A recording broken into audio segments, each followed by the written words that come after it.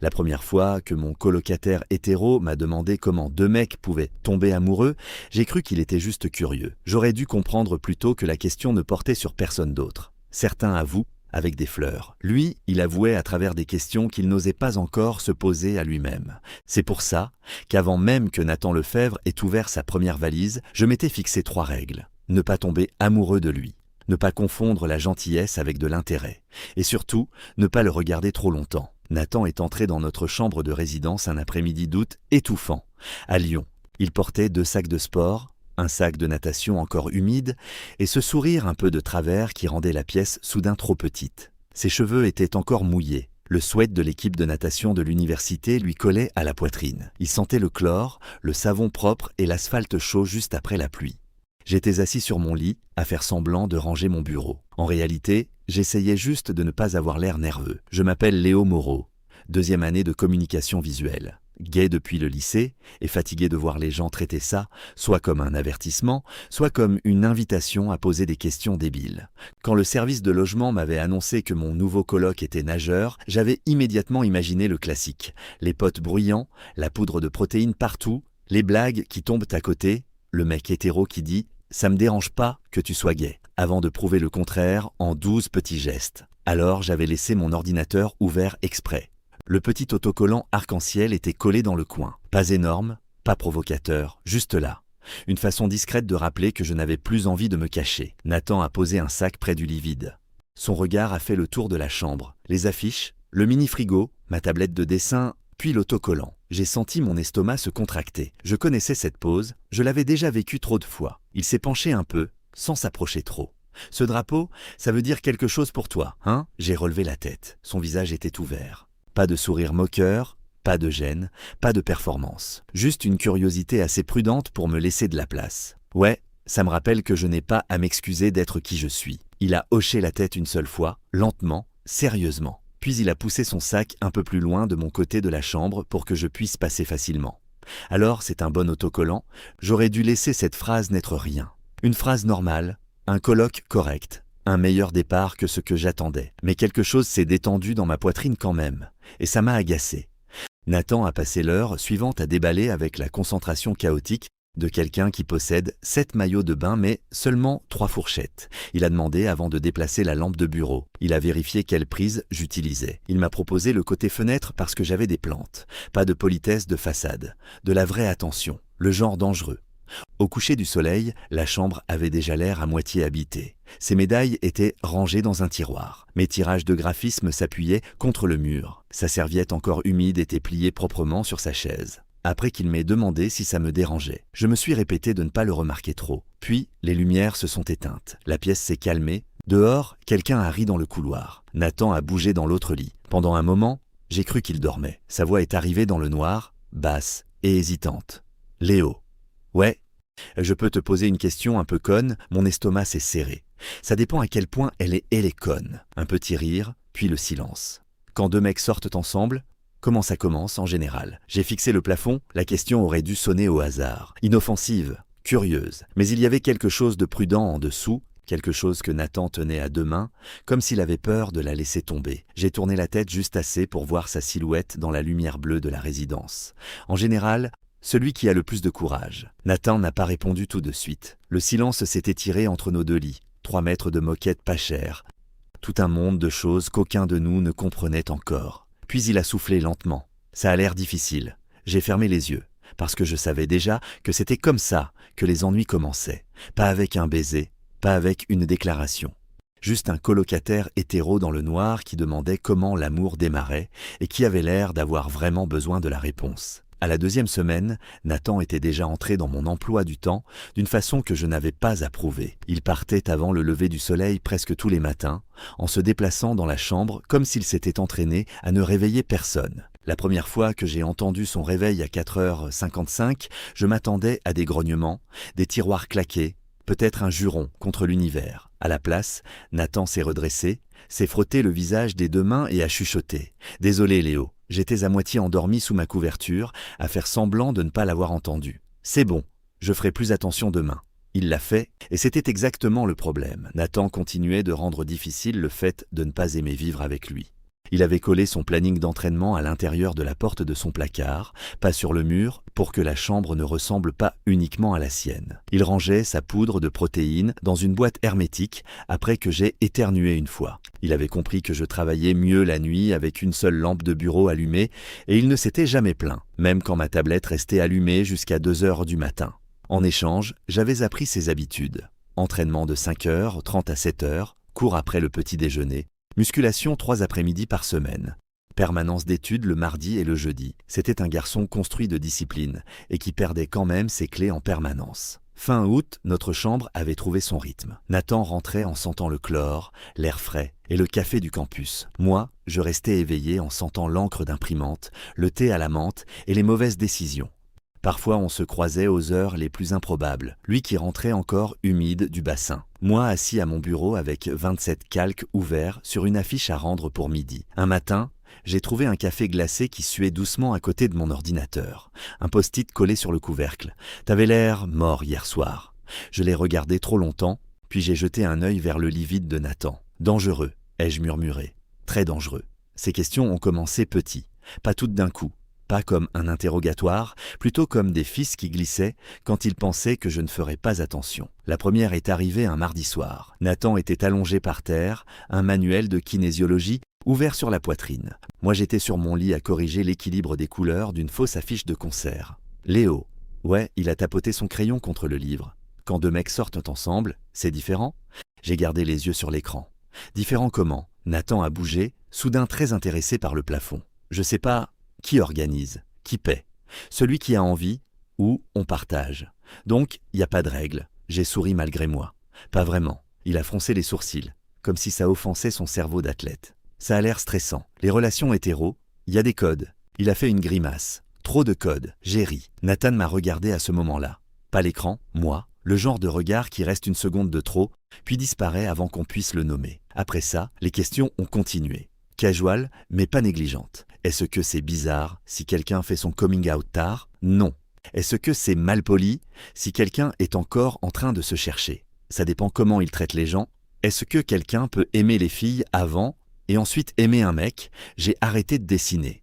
Mon stylet est resté suspendu au-dessus de la tablette. Nathan était assis à son bureau, en train de faire semblant de trier des fiches. Ses épaules étaient trop immobiles, ses oreilles un peu rouges. J'ai rendu ma voix douce, mais pas assez pour l'effrayer. Oui, Nathan, ça peut arriver. Il a hoché la tête une fois, puis une deuxième, comme s'il rangeait la réponse quelque part de privé. D'accord. Pourquoi? Ses doigts ont plié le coin d'une fiche. Pour rien. Je savais que ce n'était pas vrai, mais je savais aussi que les gens disent la vérité seulement quand ils se sentent assez en sécurité pour survivre à ce qu'elle implique. Alors je l'ai laissé garder son mensonge encore une nuit. Plus tard, quand les lumières étaient éteintes, Nathan s'est tourné sur le côté. « Léo !»« Ouais, si quelqu'un avait des questions, est-ce que ça te dérangerait ?» J'ai regardé la forme sombre de son lit. Pas si ce sont des questions honnêtes, un silence, puis plus bas. Oui, si ce sont des questions qui font peur, ma poitrine s'est serrée. Celles-là sont souvent les plus honnêtes. Nathan n'a pas répondu, mais dans le noir, je l'ai entendu expirer comme s'il retenait cette respiration depuis des années. Mi-septembre, j'ai appris quelque chose d'inconfortable. C'était plus facile d'ignorer Nathan quand il posait des questions.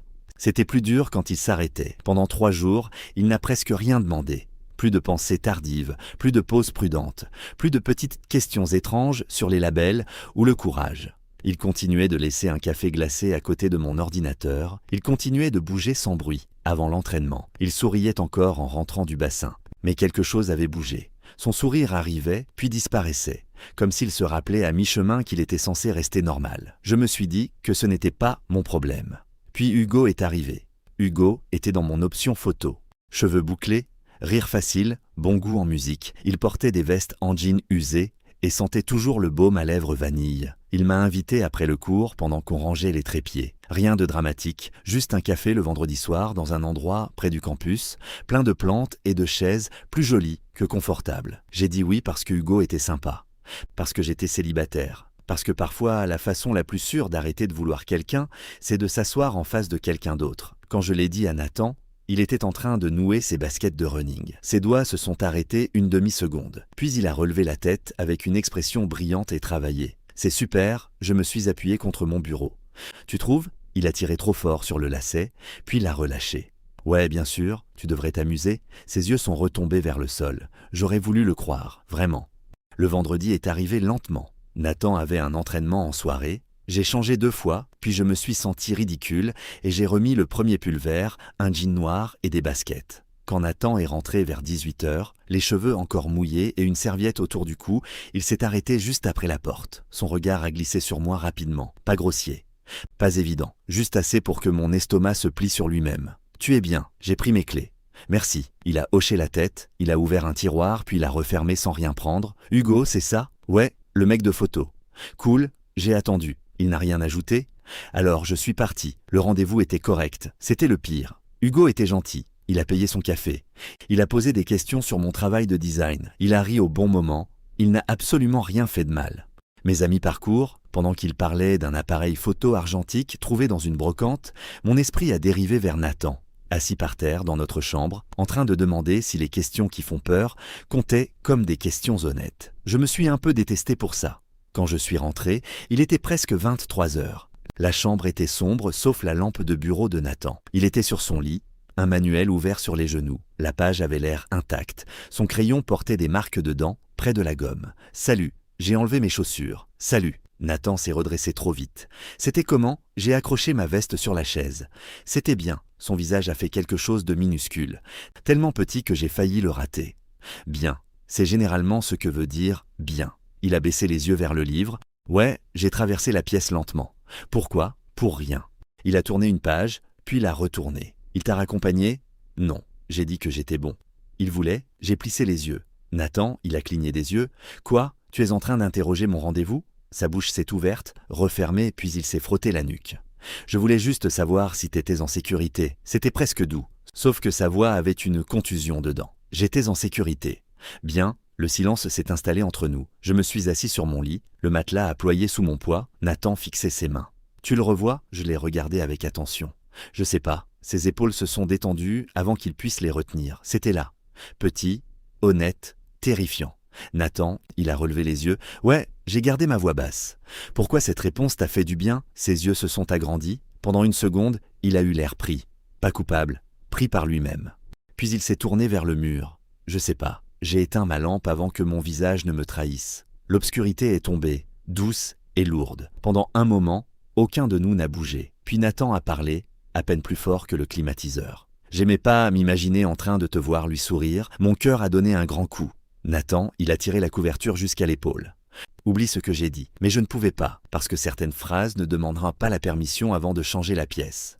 Le lendemain matin, Nathan a fait comme si rien ne s'était passé. C'était presque pire que s'il s'était excusé. Il était parti à l'entraînement avant le lever du soleil. Il a laissé un café glacé à côté de mon ordinateur. Il est rentré avec les cheveux mouillés, les yeux fatigués et ce sourire prudent qui n'atteignait plus les endroits de lui que j'avais entendus dans le noir. Je n'ai pas insisté, pas par patience, par peur. Si je posais la question et qu'il se rétractait, je devrais faire semblant de n'avoir jamais collé ces mots contre ma poitrine. Alors, on a traversé la semaine comme deux personnes qui évitent le même tiroir ouvert. Polis, amicaux, trop conscients. Le jeudi soir, Nathan avait sa première compétition régionale 2 jours plus tard. Toute la chambre le savait. Son sac de natation était déjà prêt de la porte. Son planning de réveil était écrit sur un post-it. Ses lunettes de piscine posées sur le bureau comme un petit avertissement en plastique. Nathan devenait toujours plus silencieux avant les compétitions importantes. Je le savais maintenant. Il arrêtait de chanter en pliant son linge.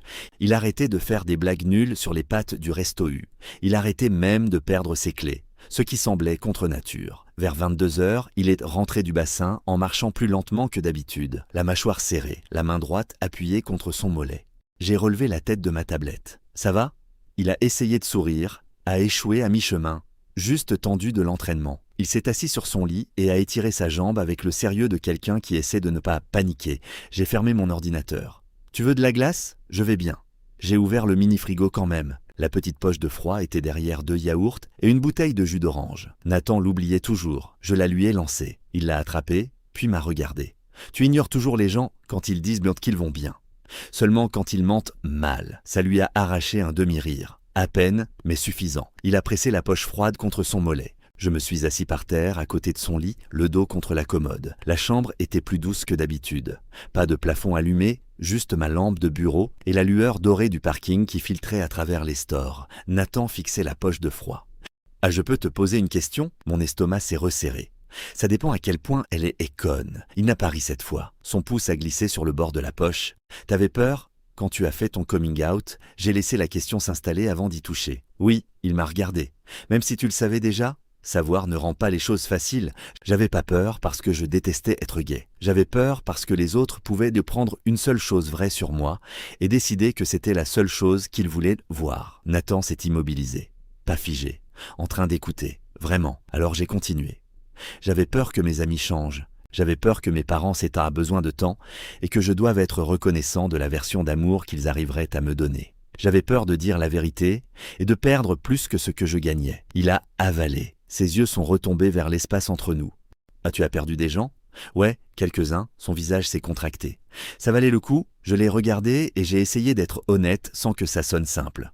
Oui, l'air a changé après ça. Nathan a posé la poche de froid à côté de lui. Sa main s'est posée près de la mienne sur le bord du matelas, sans me toucher.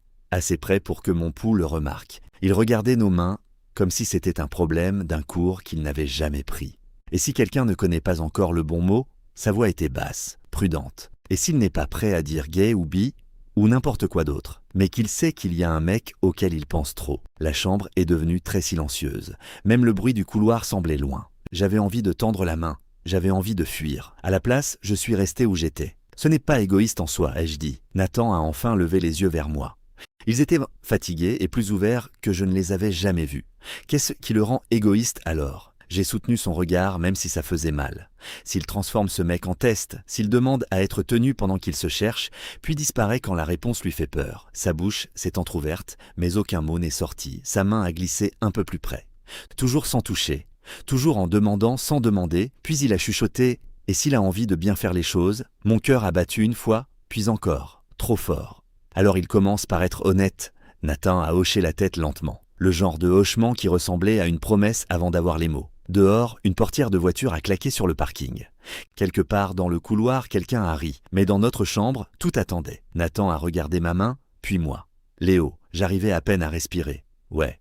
Ses doigts se sont arrêtés à moins d'1 centimètre des miens. J'essaie d'être honnête, et c'est à ce moment-là que j'ai compris. Certaines confessions ne commencent pas par « je t'aime ». Certaines commencent par une main qui tremble et qui choisit de ne plus se cacher. La compétition s'est terminée à 18h40. Nathan a touché le mur en premier sur le 200 mètres nage libre. Je le savais parce que tout le centre aquatique a semblé se lever d'un coup. Ses coéquipiers ont crié. Le tableau d'affichage a clignoté. Le coach a applaudi des 2 mains au-dessus de sa tête. Nathan a retiré son bonnet, respirant fort, l'eau lui coulant sur le visage pendant que tout le monde autour de lui célébrait. J'étais resté près du fond, les mains dans les poches de mon sweat. J'étais fier de lui, vraiment. Mais quand Nathan a regardé vers les gradins et m'a trouvé en premier, avant son équipe, avant son coach, avant n'importe qui d'autre, la fierté est devenue quelque chose de beaucoup plus difficile à survivre. Il a souri. Pas le sourire public, pas celui travaillé pour les photos. Celui-là était fatigué, soulagé, presque timide. C'était le sourire de notre chambre, celui que je n'étais pas censé vouloir. Après, l'équipe avait prévu un dîner près du campus. Burgers, frites, musique trop forte, le genre d'endroit où tout le monde raconterait la course jusqu'à ce qu'elle devienne plus grande qu'elle ne l'était. Nathan est parti avec eux, bien sûr. Mais plus tard, j'ai appris qu'il s'était arrêté devant le restaurant, leur avait dit qu'il avait besoin d'air et n'était jamais entré. Moi, je suis rentré à la résidence parce que j'avais un projet de typographie à rendre et parce que mon cœur avait besoin d'une pièce avec des murs. À 3h12 du matin, la porte s'est ouverte. Pas bruyamment, pas négligemment, juste assez pour que la lumière du couloir tombe sur le sol. J'ai relevé la tête de mon ordinateur. Nathan était là, dans sa veste d'équipe, les cheveux maintenant secs, le visage pâle de fatigue. Il n'avait pas l'air saoul. Il n'avait pas l'air excité. Il avait l'air de quelqu'un qui avait gagné une course et en avait perdu une autre à l'intérieur de lui. « T'es encore réveillé. J'ai sauvegardé mon fichier. Tu me connais ?» Il a fermé la porte, puis s'est appuyé contre. Son sac de natation a glissé de son épaule jusqu'au sol. Pendant un moment, il est juste resté là à respirer, à réfléchir, à essayer de ne pas fuir. Je suis pas allé au dîner, j'ai cligné des yeux. Quoi ? J'y suis arrivé et tout le monde était bruyant et content et... Il s'est frotté le visage des 2 mains. J'arrivais plus à arrêter de penser à ce que t'avais dit. Ma poitrine s'est resserrée. Nathan, il a traversé la pièce lentement, pas trop près, prudent même maintenant. Puis il s'est assis au bord de mon lit, en laissant de l'espace entre nous. Ses genoux ont tressauté une fois, puis se sont arrêtés. Je pense que je t'ai utilisé comme un moteur de recherche. Je l'ai regardé, puis parce que mes nerfs étaient terribles, j'ai ri doucement. C'est une confession bizarre. Sa bouche a tressailli, mais ses yeux sont restés sérieux. Je n'arrêtais pas de poser des questions sur les rendez-vous, sur les labels, sur les mecs, sur le coming out. Il a baissé les yeux vers ses mains. Je me disais que j'étais juste curieux, que je voulais mieux te comprendre. Ses doigts se sont croisés, mais chaque question avait ton nom à la fin. La chambre s'est immobilisée. Le ventilateur de mon ordinateur a continué de ronronner. Doux et inutile. Nathan a avalé. Je connais pas encore le mot parfait pour moi. Il a relevé les yeux. Je sais pas si je suis bi ou autre chose, je sais juste que j'ai aimé les filles avant. Sa voix a tremblé mais n'a pas cassé. Et maintenant je sais que je t'aime bien. Je n'ai pas bougé. J'avais peur que si je le faisais, le moment disparaisse. Nathan a continué comme si s'arrêter ferait plus mal. Je sais que j'ai détesté quand tu es sorti avec Hugo, son visage a rougi d'embarrassement. Pas parce qu'il avait fait quelque chose de mal. Il avait l'air sympa. J'ai détesté parce qu'il avait le droit de s'asseoir en face de toi et de te faire sourire. Et que j'aurais voulu être OK avec ça. Il a ri une fois sans humour, je l'étais pas. Ma gorge s'est serrée. Nathan, je sais, il a hoché la tête avant que je puisse finir. Je sais que c'est bordélique. Ses yeux ont tenu les miens, effrayés mais stables. Je sais que t'es pas responsable de m'aider à comprendre qui je suis. Cette phrase a failli me défaire, parce qu'il m'avait entendu. Vraiment. Je me suis assis à côté de lui, en laissant quelques centimètres entre nos épaules. Je t'aime bien aussi. Nathan a fermé les yeux comme si les mots faisaient mal d'une bonne façon. Je me suis forcé à continuer. Mais je peux pas être ton expérience. Ses yeux se sont ouverts. Tu l'es pas. J'ai besoin que tu comprennes ça. Je comprends. Il a tourné les mains, paume vers le haut, posé sur ses genoux, sans tendre, sans prendre, juste pour me montrer qu'il n'y avait rien de caché là. Me laisse pas t'essayer, Léo. Sa voix est descendue. Laisse-moi être là. Laisse-moi être honnête. Laisse-moi apprendre à t'aimer sans te rendre plus petit. Je l'ai regardé, et j'ai senti quelque chose en moi s'adoucir, puis faire mal. Ça ressemble à une promesse. Nathan a hoché la tête, c'est censé en être une. Le silence qui a suivi n'était pas vide, il était plein de tout ce qu'on n'avait pas eu le courage de dire plus tôt. J'ai regardé ses mains, puis son visage. « Tu veux m'embrasser » Nathan a cessé de respirer une demi-seconde, puis sa réponse est arrivée, calme et claire. « Oui, mais seulement si toi aussi tu le veux. Pour la première fois depuis qu'il était entré dans ma vie, j'ai arrêté d'appeler l'espoir dangereux. Le premier baiser n'avait rien d'un film. Pas de musique parfaite, pas de pluie contre la fenêtre, juste notre chambre de résidence à 3 heures du matin, mon ordinateur encore allumé derrière nous, et Nathan assis à côté de moi avec de l'espoir écrit partout sur le visage. C'est moi qui ai bougé en premier. Pas beaucoup, juste assez pour que nos épaules se touchent. Il a baissé les yeux vers ce point de contact comme s'il comptait plus que la course qu'il venait de gagner. « Toujours OK » a-t-il chuchoté. « Toujours OK ». Il s'est tourné vers moi lentement, assez prudemment pour que je puisse l'arrêter à n'importe quel moment. Quand nos lèvres se sont rencontrées, c'était doux, presque hésitant. Plus une question qu'une réponse. Il s'est reculé en premier, le souffle inégal, les yeux grands ouverts. « C'était OK ?» J'ai souri parce que si je ne le faisais pas, j'allais peut-être pleurer. Tu peux arrêter de me demander comme si je te notais. On s'est embrassé encore, toujours doucement, rien de précipité, rien de pris. Juste deux personnes qui apprenaient où l'honnêteté pouvait mener quand personne n'essayait de gagner. Après, on est resté épaule contre épaule dans le silence. Nathan fixait le sol. Moi, je regardais sa main posée près de la mienne. Je pensais que ça ferait plus peur, a-t-il dit. Ça n'en fait pas. C'est ça qui me fait peur. Je comprenais ça plus que je ne voulais. Parfois la vérité est terrifiante parce qu'elle ne se sent pas fausse. Elle se sent comme rentrer chez soi avant de savoir si la porte restera ouverte. On n'a presque pas dormi. Peut-être 1 heure. Le matin est arrivé pâle à travers les stores. Quand j'ai ouvert les yeux, il y avait un café glacé à côté de mon ordinateur. Un post-it collé sur le couvercle. Petit déjeuner avec moi. Pas en tant que coloc. Nathan était près du placard, en train de faire semblant de chercher des chaussettes alors qu'il en tenait déjà 2 assorties. Ses oreilles étaient rouges. Trop ? C'est douloureusement toi. On a marché jusqu'au resto, côte à côte, sans se toucher, sans se cacher non plus. Le campus dormait encore à moitié. L'air sentait l'herbe mouillée et le début de l'automne. Nathan me jetait des regards comme pour vérifier que j'étais toujours réel. À table, un coéquipier s'est laissé tomber sur la chaise à côté de lui, les cheveux encore humides. « Lefebvre, te voilà. Toi et Moreau, vous êtes toujours ensemble maintenant. » Ma cuillère s'est figée. Nathan m'a regardé une seule seconde puis a répondu « Ouais, j'aime bien être avec lui. » Le mec a haussé les épaules et est reparti. Sous la table, le genou de Nathan a touché le mien. Pas un accident, juste un rappel discret qu'il était toujours là. Pour la première fois, l'espace entre nous ne ressemblait plus à de la peur. Il ressemblait à quelque chose qui commençait assez prudemment pour durer. Pendant un moment, aimer Nathan a semblé presque facile. C'était la partie dangereuse. Ça se passait dans les petits gestes. Un mot sur mon café avant l'entraînement. Un texto depuis le bord du bassin, tu me manques, c'est trop.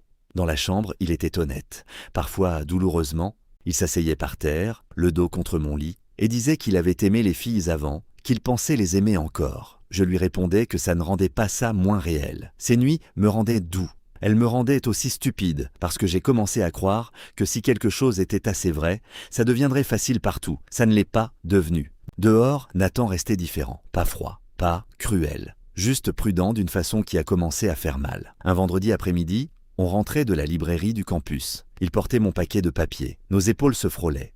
Une fois, ses doigts ont touché les miens, puis 2 mecs de l'équipe ont surgi au coin. Nathan s'est écarté d'un pas. Sa main a disparu dans la poche de sa veste. Le geste était petit, rapide, facile à excuser. Ma poitrine s'en est fichue. Quand ils sont partis, il a vu mon visage. Léo, c'est rien, c'est pas rien. Ce soir-là, dans la chambre, il était assis sur son lit. Moi, debout près du bureau, les bras croisés. J'ai pas besoin que tu le dises à tout le monde demain. Je te demande pas un discours ni un grand moment public. J'ai juste besoin de savoir que je suis pas réel seulement quand la porte est fermée. Ses yeux se sont remplis, mais il n'a rien dit. Son silence a répondu avant lui. J'ai attrapé mon sweat. Je vais dormir quelque part où je me sens pas invisible. Je suis resté cette nuit-là chez mon ami Thomas, sur un futon étroit, sous une couverture qui grattait. J'ai presque pas dormi. À 6h08, mon téléphone s'est allumé. Nathan, je suis désolé. 1 minute plus tard, je veux pas être courageux seulement quand c'est facile. J'ai fixé l'écran jusqu'à ce que mes yeux brûlent. Puis j'ai pressé le téléphone contre ma poitrine et j'ai détesté à quel point j'avais encore envie de le croire. Manon est arrivée le samedi avec un seul sac à dos, un casque rose, 3 romans et ce regard qui forçait les adultes à avouer des choses par accident. Elle avait 17 ans, était en terminale et semblait plus intimidante que Nathan avant une finale. Nathan est descendu la faire entrer pendant que je restais en haut à faire semblant de ne pas être nerveux. On n'avait pas à tout réparer. Pas vraiment. J'étais revenu de chez Thomas parce que éviter Nathan faisait plus mal que le voir. Il s'était excusé sans excuse. J'avais accepté, mais prudemment. Il y a des excuses qui ferment une blessure et d'autres qui prouvent seulement que quelqu'un sait où elle se trouve. On était quelque part entre les deux. Quelques minutes plus tard, Nathan l'a fait monter. Manon est entrée dans la chambre, a regardé le côté de Nathan, puis le mien, puis les 2 cafés glacés posés sur mon bureau. Un portait le prénom de Nathan mal écrit par le barista. L'autre portait le mien avec un tout petit cœur dessiné à côté. Son sourcil s'est levé. Nathan a remarqué et a attrapé la première serviette venue comme si le tissu pouvait cacher l'épreuve. Manon, voici Léo. Je lui ai fait un petit signe. Enchanté. Elle m'a regardé 2 secondes, puis a souri. Alors c'est toi la raison pour laquelle il a appris ce que c'était le crénage. Nathan a gémi. S'il te plaît, commence pas. Il m'a envoyé une photo d'une boîte de céréales en disant que les lettres étaient mal espacées maintenant. J'ai jeté un regard à Nathan. T'as fait ça? Son visage a rougi. Je faisais la conversation. Manon a posé son sac sur la chaise de Nathan. Tu flirtais avec de la typographie? Puis elle nous a regardés tous les 2 avec le calme satisfait de quelqu'un qui avait trop lu de romans et qui assistait enfin à 2 idiots en train de faire de mauvais choix en vrai. J'ai ri avant de pouvoir m'en empêcher. Nathan m'a regardé, la pièce s'est adoucie une demi-seconde. Manon l'a vu. Bien sûr qu'elle l'a vu, elle voyait tout. Cet après-midi-là, on lui a fait visiter le campus. Nathan lui a montré le centre aquatique. Moi, le bâtiment des arts parce qu'elle voulait voir l'atelier d'impression. Elle posait des questions intelligentes, les vraies. Quand j'ai expliqué mon projet d'affiche, elle a écouté, puis a pointé un coin. Cette partie-là a l'air seule. J'ai cligné des yeux. C'est voulu. Bien, ça marche. J'ai décidé immédiatement que je l'aimais bien. Nathan nous a offert le déjeuner dans un resto de tacos près du campus. Il a commandé mon plat habituel sans demander. Manon l'a regardé glisser le plateau vers moi en premier. Elle m'a regardé prendre le quartier de citron de son assiette parce qu'il ne l'utilisait jamais. Elle l'a regardé essuyer de la salsa sur ma manche avec une serviette, puis se figer comme s'il se souvenait qu'on n'était pas seul. J'ai vu sa main s'arrêter. Manon aussi. Elle n'a rien dit tout de suite. Nathan l'a accompagnée au distributeur près du hall de la résidence. Moi, je suis resté en haut à faire semblant de corriger un fichier pendant que mon estomac se nouait. Quand ils sont revenus, Nathan avait l'air différent. Pas réparé.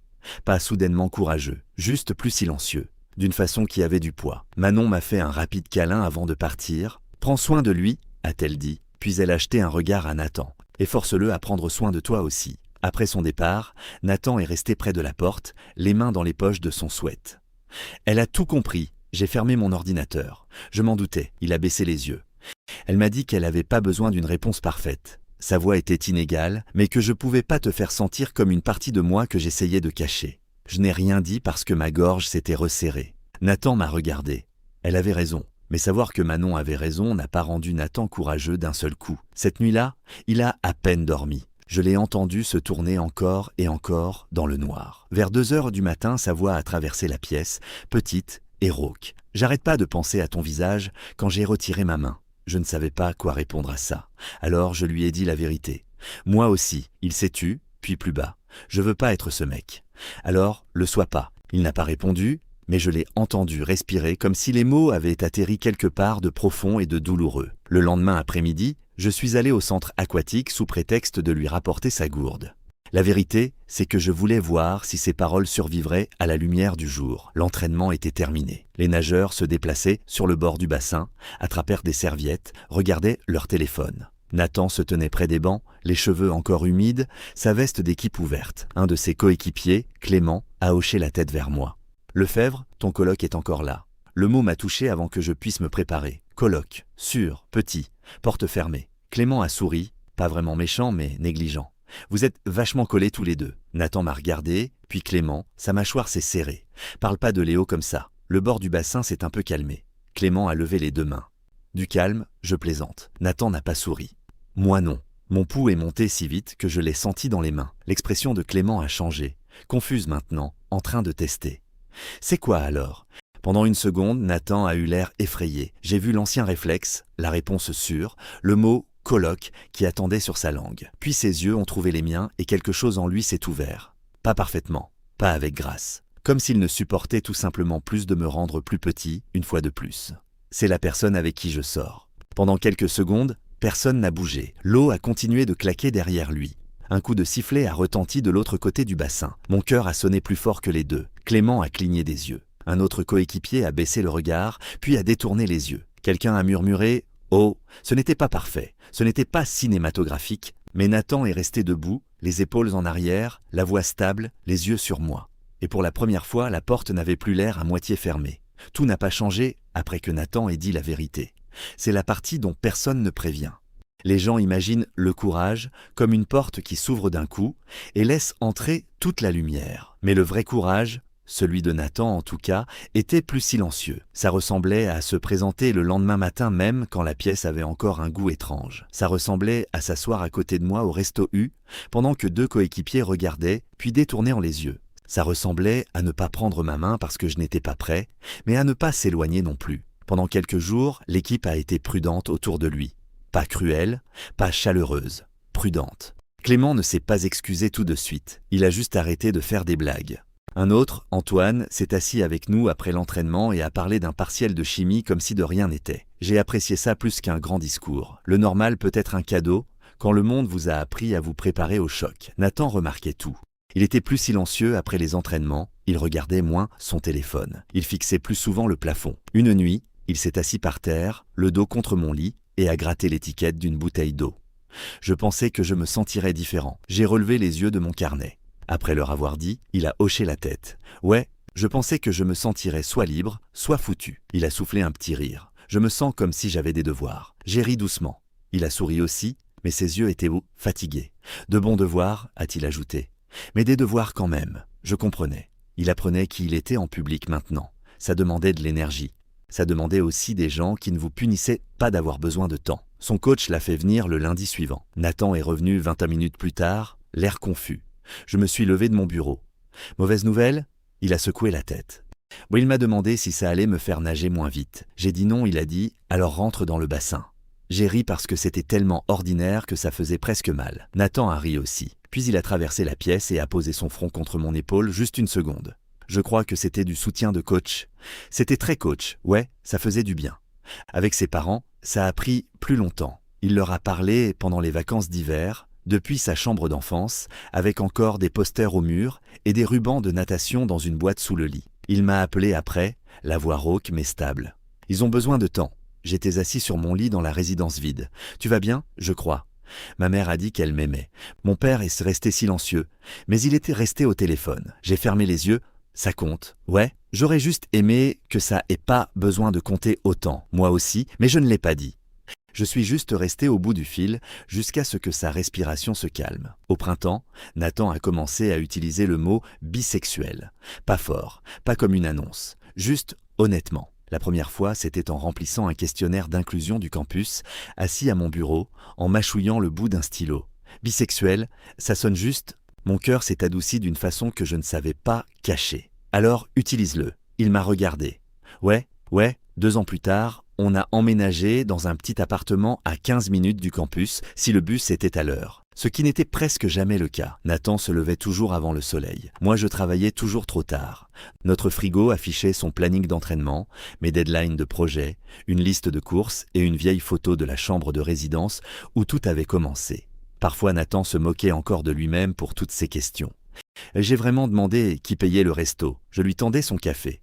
Tu faisais des recherches. Il souriait. Des recherches importantes, très importantes. Puis il prenait ma main dans notre minuscule cuisine sans vérifier qui pouvait voir. C'était ça, la réponse. À la fin, pas un label parfait, pas un seul moment de bravoure, juste ça. Se choisir en plein jour, parler quand on a peur, s'excuser avant que le silence devienne un mur, apprendre que l'amour entre 2 mecs n'est un puzzle que si le monde en fait un. Nathan m'avait un jour demandé comment 2 garçons commençaient à sortir ensemble.